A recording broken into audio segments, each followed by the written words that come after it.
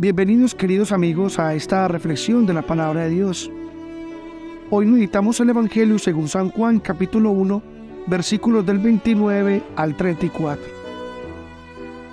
Al día siguiente, al ver Juan a Jesús que venía hacia él, exclamó: «Este es el Cordero de Dios que quita el pecado del mundo. Este es aquel de quien yo dije: tras de mí viene un hombre que está por delante de mí, porque existía antes que yo. Yo no lo conocía, pero he salido a bautizar con agua, para que sea manifestado a Israel». Y Juan dio testimonio diciendo: «He contemplado al Espíritu que bajaba del cielo como una paloma y se posó sobre él. Yo no lo conocía, pero el que me envió a bautizar con agua me dijo: aquel sobre quien ves bajar el Espíritu y posarse sobre él, ese es el que ha de bautizar con Espíritu Santo. Y yo lo he visto, y he dado testimonio de que este es el Hijo de Dios». Palabra del Señor. Gloria a ti, Señor Jesús. Nos presenta el Evangelio de este día a Juan el Bautista, que nos habla de que Jesús es el verdadero Cordero de Dios que quita los pecados del mundo. Eso quiere decir que el pecado del mundo no lo puede quitar cualquier hombre, por muy bueno que sea, por muy santo que sea o por muy bondadoso que sea.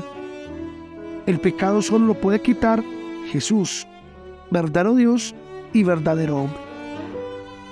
Pero en esta humanidad tenemos un gran problema, y ese gran problema se llama el pecado. Y con un problema adicional, y es que para muchos el tema del pecado es cosa del pasado. El tema del pecado es irrelevante. Muchos han archivado la palabra pecado porque suena muy mal. Suena a faltar a los 10 mandamientos, y esa es una cuestión para los que quieren preocuparse y no disfrutar de esta vida. Entonces muchos archivaron la palabra pecado y se la dejaron a las 4 viejitas que todavía van a misa y que todavía creen y que todavía se confiesan. Cuando uno, como sacerdote, capellán de colegio católico, está haciendo alguna jornada penitencial para que los chicos se confiesen, si vas con los niños, ellos se confiesan todos. Pero si vas con los más grandes, se confiesan 2 o 3. Y los demás con la cabeza agachada. Recuerdo hace unos años, una vez haciendo una jornada penitencial, me acerqué a unos muchachos que no se habían confesado, los más grandes, y les dije: muchachos, no saben lo feliz que me hace. De verdad, como capellán de esta institución me siento profundamente conmovido, alegre, porque yo nunca creí que iba a tener unos muchachos que nunca jamás hicieran el mal. Es una maravilla. Ustedes no son egoístas, ustedes no son groseros, ustedes no devuelven mal por mal, ustedes no son ingratos, ustedes no son ambiciosos ni codiciosos, ustedes nunca tienen malos pensamientos, nunca se aprovechan de los demás. Entonces ya se sonreían y se empezaron a levantar y me decían: no, padre, es que... ¡ay! Pero repito, el tema del pecado parece que dejó de ser un tema de moda. Miren, en Colombia, por mucho tiempo hizo carrera esta frase: los buenos somos más. Pero ¿de verdad es así?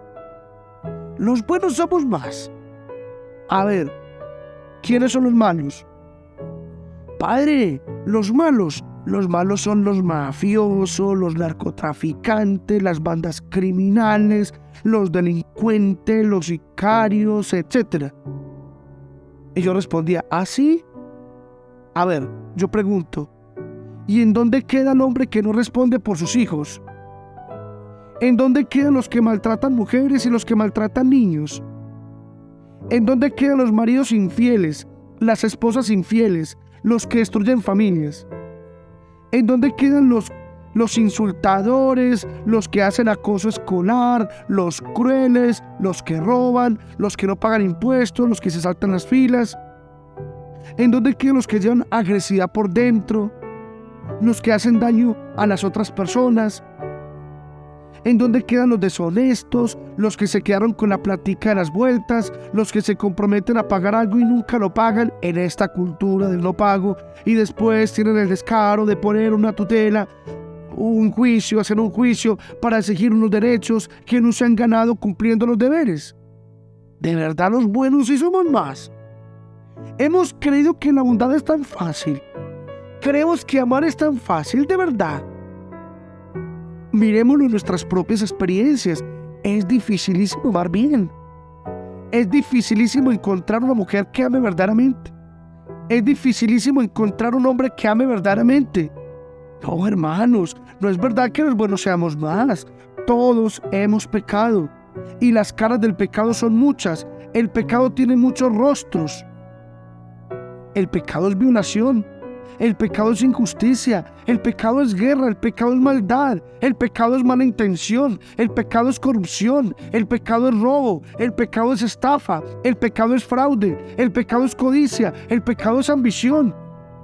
Por tanto, cuando uno no descubre el pecado, cuando uno no descubre su poquedad, cuando uno no toma conciencia de su miseria, cuando no nos damos cuenta del drama, entonces no pedimos un Salvador, no pedimos un Mesías, no pedimos a Jesús, no pedimos al Cordero de Dios que quita el pecado del mundo. Pero cuando somos conscientes del drama del pecado, entonces ¿quién es Jesús para mí? Es el Cordero de Dios, el que quita el pecado mío y el pecado del mundo. Por tanto, dile a Jesús en la confesión con el sacerdote: te entrego esta carga por los pecados que he cometido.